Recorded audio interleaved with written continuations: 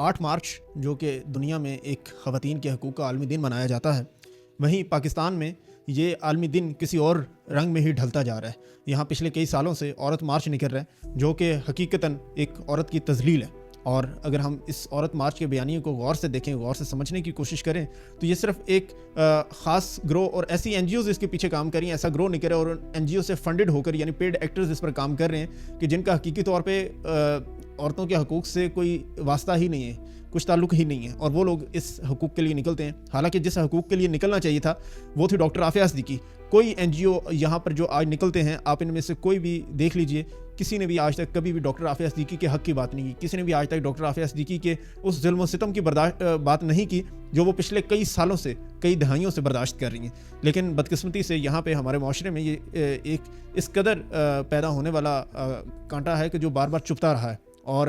اس کے نتیجے میں اب حالات یہ ہیں کہ عورت کو جو حقوق کے نام پر نکل رہے ہیں، باقاعدہ وہاں پہ عورت کو ایک ورکنگ وومن کے طور پہ، یعنی ایک مشین کے طور پہ صرف دکھایا جا رہا ہے۔ اس سے ہٹ کے اس میں حقوق کی بات کہیں نہیں ہے۔ ان کے آپ بینرز اٹھا کے دیکھ لیجئے، ان کے آپ موٹیو اٹھا کے دیکھ لیجئے، ان کے آپ لوگوز اٹھا کے دیکھ لیجئے، کہیں پر بھی عورت کے حق کی بات نہیں کی گئی۔ صرف وہاں پر یہ کہ عورت نوکری کرے، عورت ایک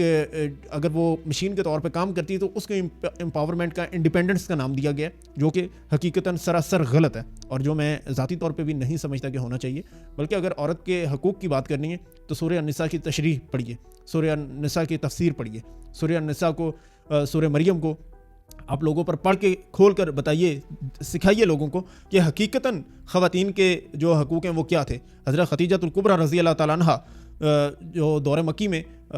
باقاعدہ طور پہ بزنس بھی کرتی تھی، اس سے ہٹ کے باقاعدہ وہ گھر کے فرائض بھی انجام دیتی تھی۔ تو اگر یہ دور اس اتنے ایک ایسے جہالت والے معاشرے کے اندر بھی پورے کیے جا سکتے تھے، تو آج کے اتنے ڈیولپڈ اور جو ہیں اتنے زیادہ